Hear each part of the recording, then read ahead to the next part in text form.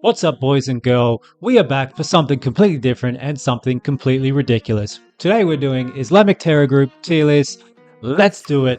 You know the deal, folks. Allah Akbar, A, B, C, not a terrorist. Okay, first up is the Palestinian Islamic Jihad.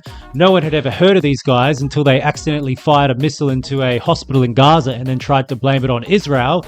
Upon doing some research, these guys are actually hardcore. Openly reject a two-state solution. At least Hamas kind of pretend it's an idea. Responsible for over 30 suicide bombings against Israelis. Wildly popular in both Gaza and the West Bank. 70 to 80% approval rating. These guys are hardcore. They are fanatic. Even Hamas thinks they're extreme. These guys are A. They are hardcore. Next we have Al-Qaeda, obviously led by Osama bin Laden.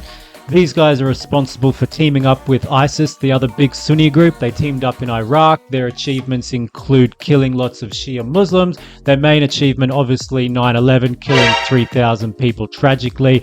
They just have to go up in Allah Akbar. Okay, moving on to Boko Haram. They're another Sunni group allied to Al-Qaeda and ISIS. They've had their beefs over the years, but they do remain allies. They were founded in Nigeria in 2002. Their main goal was killing as many Shia Muslims as possible. After that, they moved on to killing as many Christians as possible and kidnapping as many schoolgirls as possible. These guys are pretty savage. By the way, the name Boko Haram means Western education is forbidden, which is ironic because they look like they need Western education. Anyway, these guys are quite savage, and I think they're solidly in the B tier. Okay, folks, moving on to the Houthis, and let me tell you, I think the Houthis are underrated. So as you know, they're based in Yemen. They're a Shia group backed by Iran, fighting in the Yemen civil war, which is a proxy war between Saudi Arabia and Iran, of course. Currently in the headlines for stopping container ships in the Red Sea, causing inflation, which is frankly very annoying. My favorite thing about this group is their slogan. It's quite based. God is great, death to America, death to Israel, curse on the Jews, victory to Islam. You got to give it to them. They are not holding back. And based on that, I think they deserve a solid B category. Okay, next we have the Iranian government. Let me be very clear. I'm talking about the government. I'm not talking about the civilians who actually seem pretty cool. Iran is the greatest threat to the world currently. They're trying to get nuclear weapons. They're backing the Houthis. They're backing Hezbollah, the other Shia groups. They're even backing Hamas, who are Sunnis. They're not actually allies, but they have a common enemy, which is Israel/the West. They are the biggest threat, and they belong up in the Allah Akbar category. Okay, next we have ISIS, one of the big Sunni groups, teamed up with Al-Qaeda in Iraq in 2004, killing as many Christians and Shia Muslims as possible.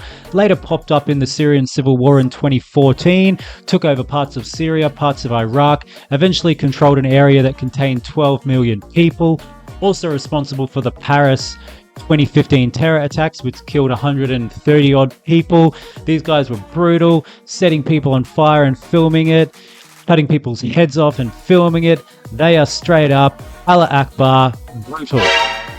Okay, folks, this is an interesting one. Muslim Brotherhood from Egypt. Upon looking into them, they are not a terror group at all. They are just a political organization. Yes, Sharia. Yes, authoritarian. I don't like any of it. They're not exactly violent. They've been involved with a lot of charity work. In fact, Hamas was originally a Muslim Brotherhood charity, and then they split off and became a terror group. Also, Palestinian Islamic Jihad was part of Muslim Brotherhood, split off and became violent. I'm calling it. Muslim Brotherhood is not a terrorist organization. Okay, folks, another interesting one. We have the Taliban, and I swear they just ripped off Al-Qaeda's logo and reversed the colors. Very unoriginal if you ask me. So you'll recall these guys controlled Afghanistan. US came and kicked them out. Joe Biden pulled the US out of Afghanistan in 2021, and then literally the next day Afghanistan just resumed power again.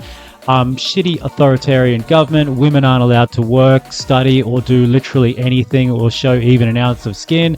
Absolutely terrible government. I don't think there's evidence to say they're a terrorist group.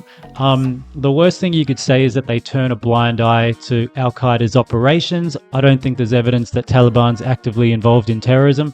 I'm calling it. They are not a terrorist group. Okay, moving on to Fatah slash Palestinian Authority slash PLO. These guys were led by Yasser Arafat for many, many years. You may not know, but he was actually Egyptian and not Palestinian at all in the slightest. Funny that.